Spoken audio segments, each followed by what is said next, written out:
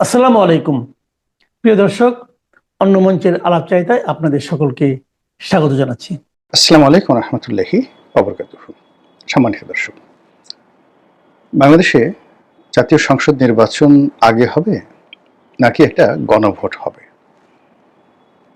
এই দুটো বিষয় নিয়ে যেভাবে তর্ক বিতর্ক চলছে, একই সঙ্গে জাতীয় সংসদ নির্বাচনের যে পদ্ধতি, সেখানে গতানুগতিকভাবে আমরা যেভাবে বিগত দিনে ভোট দিয়ে আসছি সেইভাবে হবে, নাকি কি একটা নতুন নিয়ম চালু করেছে পিআর পদ্ধতি, অর্থাৎ রাজনৈতিক দলগুলো সারা বাংলাদেশে তাদের প্রার্থী ঘোষণা না করে শুধু দলের প্রতীক দেবে, আর প্রার্থীরা সেই দলের পকেটে থাকবে।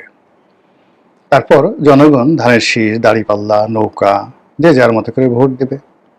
ভোট দেওয়ার পর সারা বাংলাদেশে যত ভোট পেল যে দল, তারপরে সেই দলের কেন্দ্রীয় নেতৃবৃন্দ তারা বসে বসে সিদ্ধান্ত নিলেন, জগাই মাধাই পাধাই লালু মালু টালু ওনারা সংসদ সদস্য হবেন।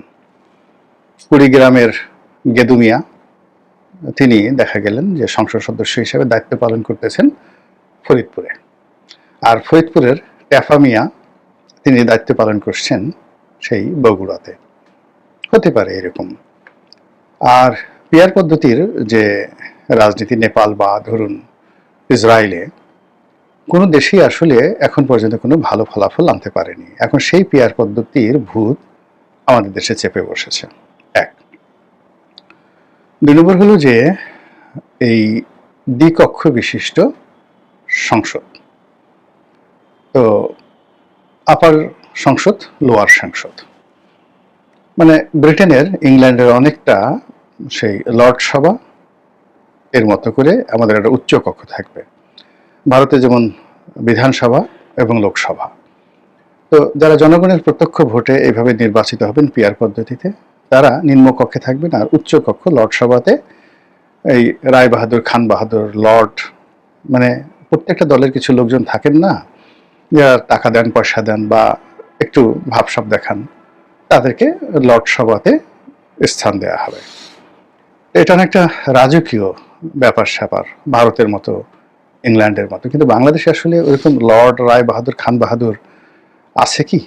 আমি তো দেখি না। আমাদের এখানে যে লাউ সেই কদু, যেই আওয়ামী লীগ সেই বিএনপি, যে বিএনপি সেই এনসিপি, এনসিপির যে চরিত্র জামাতের একই চরিত্র, মানে এখানে নিম্নকক্ষ উচ্চ কক্ষ থেকে শুরু করে যা কিছুই করেন না কেন, আমাদের দেশে রাতারাতি কোনো পরিবর্তন আসবে এরকম নজির গত ৫,০০০ বছরে হয়নি। আমাদের রক্তের অণুতে অণুতে, পরমাণুতে পরমাণুতে যে দুষ্ট চক্র বংশ পরম্পরায় আমাদেরকে অস্থির করে রেখেছে, এজন্য শাসক হিসেবে আমাদের উপরে যখন কোনো জুলুমবাজ আসছে, ডান্ডা হাতে, যারা শক্ত হাতে আমাদেরকে দমন করতে পেরেছে, আমরা সবাই তাদেরকে আব্বা আব্বা ডেকে বলেছি, হুজুর আপনার মতো ভালো মানুষ হয় না। আর যে সকল মানুষ আমাদেরকে ভালোবাসার চেষ্টা করেছে, নরম হওয়ার চেষ্টা করেছে, আমরা একেবারে তার ঘাড়ের উপর বসে কখনো তার ঘাড় মটকে দিয়েছি, আর কখনো তার মাথার উপরে যা হয়, ছোট পোলাপান যা করে, আমরা সেই কাজ করে দিয়েছি। তো এরকম শেখ হাসিনা যখন ছিলেন, সবাই সি সি সি সি, এত মানুষ কঠিন হয়, এত নির্মম এবং এত নিষ্ঠুর হয়, এরে মারে, ওরে ধরে, মামলা দেয়, মোকদ্দমা দেয়, সব বিএনপির লোকদেরকে সে দেশ ছাড়া করে ফেলেছে। জামাতের মতো মানে অলি আল্লাহর দলকে সে আন্ডারগ্রাউন্ডে পাঠিয়ে দিতে চাচ্ছে, এর মতো কোনো খারাপ মহিলা আছে? কিন্তু কি হলো গত ১ বছরে? ডক্টর মোহাম্মদ ইউনূসের মতো একজন ভদ্রলোক শুধু হাসে, কত সুন্দর করে কথা বলে। আমরা সেই ডক্টর মোহাম্মদ ইউনূসকে এখন কি অবস্থায় ফেলে দিয়েছি, যে সারা দেশে মবের রাজত্ব, চাঁদাবাজির রাজত্ব, ঘুষের রেট, টেন্ডার দিয়ে ঘুষ হয়। তো এই সমস্ত অবস্থা দেখে মানুষজন কি বলছে বোঝার চেষ্টা করুন। আমি যারা ঘুষ দুর্নীতি করছেন এই সরকারের, দেখবেন প্রায় সবারই গায়ের রং ফর্সা হয়ে গেছে, চামড়া টান টান করছে, মানে মনে হয় যেন পুরো শরীরে এই কিছুক্ষণ আগে ডাইরেক্ট মাখন দিয়ে তাদেরকে ওয়াশ করে দেওয়া হয়েছে, মাসাজ করে দেওয়া হয়েছে, এরকম শরীর চকচক চকচক করছে। আর কিছু মানুষ আছে চিন্তায় একদম লাশ, জীবন্ত লাশ হয়ে গেছে, হাড্ডিগুলো বের হয়ে গেছে, তারপরে চামড়াগুলো কুঁচকে গেছে, এবং এলোমেলো চুল, মাথা আশ্রয় না ঠিক মতো, কেমন যেন একটা ফ্যাকাশে ভাব হয়ে গেছে। আমি কারো নাম বললাম না, আপনারা কিছু ক্ষমতাধর লোকদেরকে দেখলেই বুঝতে পারবেন যে তাদের মধ্যে মৃত্যু চিন্তা, এই সরকার থেকে বিদায় হওয়ার চিন্তা, বাংলাদেশ থেকে পালানোর চিন্তা, সেফ এক্সিটের চিন্তা, নানা রকম কথাবার্তায় কি একটা অবস্থা তৈরি হয়ে গেছে। এর মধ্যে আপা আসবে, ভাইয়া আসবে, আপা আসবে না, ভাইয়া আসবে না, ইলেকশন হবে কি হবে না, নানা রকম জটিলতা নিয়ে একটার পর একটা সন্দেহ, অবিশ্বাস যত তৈরি হচ্ছে, ততই যারা সুবিধাভোগী লোকজন, যারা মব করতে চায়, দুর্নীতি করতে চায়, তারপর ঘুষ অনিয়ম করতে চায়, তারা এই পুরো সময়টিকে একটি অনিয়মের স্বর্গ রাজ্য বানিয়ে ফেলেছে। আর এই স্বর্গ রাজ্যে বসে তারা টেন্ডার দিয়ে দুর্নীতি করছে। ধরুন আগে একটা নিয়োগ হতো, বড় একটা পদে নিয়োগ হতো, মন্ত্রীর কাছে যেত, প্রধানমন্ত্রীর দপ্তরে যেত, তারপর রাজনীতিবিদদের দপ্তরে যেত, সামান্য কিছু লেনদেন হতো। আর এখন এক একটা পদে নাকি ৮০ কোটি, ৯০ কোটি, ১০০ কোটি টাকা ঘুষ দিয়ে কে কত বেশি ঘুষ দিতে পারে, কোন বনেগা ক্রোড়পতি, শত কোটি টাকা ঘুষ দিয়ে যে পদের জন্য একজন মানুষ আসছে, ১০০ কোটি টাকা সে চেষ্টা করে এক সপ্তাহের মধ্যে তুলে নেওয়ার জন্য। আর পুরো এই যে ফোকলা, বাংলাদেশে আরো বড় বড় ফোকলা তৈরি হয়ে গেছে। এবং এই যে ফোকলাগুলো তৈরি হয়, তার পূর্ব লক্ষণ হলো যখন একটা দেশ খারাপ অবস্থায় চলে, একটা জাতি খারাপ অবস্থায় চলে, তখন দেখবেন সেই দেশ জাতি অযথা বিতর্ক করে। আপনারা তো যারা ইসলাম ধর্মাবলম্বী তারা সূরা বাকারা পড়েছেন। বনী ইসরাইল জাতির এই যে তর্ক করার যে কুঅভ্যাস, অতিরিক্ত প্রশ্ন করার এবং একটার সঙ্গে একটা প্যাচ লাগানো, সন্দেহ করা, অবিশ্বাস করা, এই জিনিসগুলোর কারণে কি হলো, এই জাতি একটার পর একটা অভিশাপের মধ্যে তারা পড়ে গেল।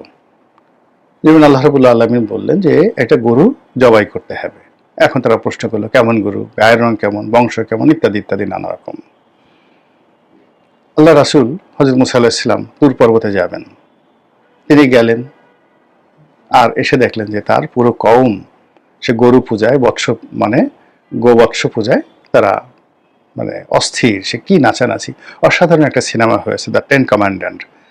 আপনারা দেখলেই বুঝতে পারবেন যে আসলে এই যারা বিতর্ক করে, সন্দেহ করে, অবিশ্বাস করে এবং বিভিন্ন মানুষ সম্পর্কে গীবত যারা, যাকে বলা হয়, প্রচার করে, তো এই মানুষগুলো সবসময় বিধাতার, আল্লাহর, গডের, ঈশ্বরের অভিশাপের মধ্যে থাকে। তো আমাদের এই সময়টিতে যেটি হচ্ছে সেটি হলো যে সমাজে একটা বিশেষ শ্রেণী তৈরি হয়ে গেছে যারা সন্দেহ করছে এবং বড় বড় মানুষ সম্পর্কে গীবত করছে। আল্লাহ যাকে সম্মানিত করেছেন, আপনি তাকে হাতকড়া পরাবেন, তাকে লাথি মারবেন, তাকে গুঁতো দিবেন। আল্লাহ যাকে ধনসম্পদ দিয়ে যাকে বলা হয় মর্যাদাবান করেছে, আপনি তার ধনসম্পদ লুণ্ঠন করে তাকে পথের ফকির বানিয়ে দেবেন। এই যে একটা ট্রেন্ড, এই যে একটা মানুষের যে অভ্যাস এবং মানুষের চরিত্র গত একটা বছরে যতটা ড্রামাটিক্যালি, নাটকীয়ভাবে পরিবর্তন হয়েছে, গত ১০০ বছরে এইভাবে বাঙালি জাতি এত অল্প সময়ের মধ্যে পরিবর্তিত হয়নি, কখনো কোথাও দেখাতে পারবেন না। ফলে কি হলো, আমরা এই গত ১ বছরে পতনের অতলান্তে, মানে যেটার কোনো শেষ নেই, যেভাবে যাচ্ছি তাতে করে কত পরিবার, কত রাষ্ট্র, কত সংসার, কত সমাজ, এটা মানে যে তছনছ হয়ে যাচ্ছে। এখানে কত রাষ্ট্র আন্তর্জাতিক হয়ে গেল। আমাদের যেহেতু পার্শ্ববর্তী মায়ানমারের অবস্থা দেখেন, শ্রীলঙ্কার অবস্থা দেখেন, নেপালের অবস্থা দেখেন, মানে একই সঙ্গে সকল আজাব এই পুরো দক্ষিণ পূর্ব এশিয়ার উপরে গজব আকারে চলে আসছে। এবং ভারতেও শান্তিতে নেই, সেখানেও হাজারো রকম সমস্যা দেখা দিয়েছে। তো সেই দিক থেকে যেটা বলছিলাম যে আমাদের এই সময়টিতে যে বিতর্কগুলো হচ্ছে এই মুহূর্তে, সেই বিতর্কগুলো আমার দৃষ্টিতে একেবারে অপ্রয়োজনীয়। এগুলো করারই দরকার ছিল না। যে কাজগুলো করার চেষ্টা করা হচ্ছে, যে প্রশ্নগুলো উত্থাপন করা হচ্ছে, এগুলো মূলত জনগণকে ঠকানোর জন্য, প্রতারণা করার জন্য এবং নিজেদের স্বার্থ সিদ্ধির জন্য। অধিকাংশ যে কাজগুলো তারা এই গত ১ বছর যাবৎ চেষ্টা করছে এবং এর পেছনে হাজার হাজার কোটি টাকা তারা খরচ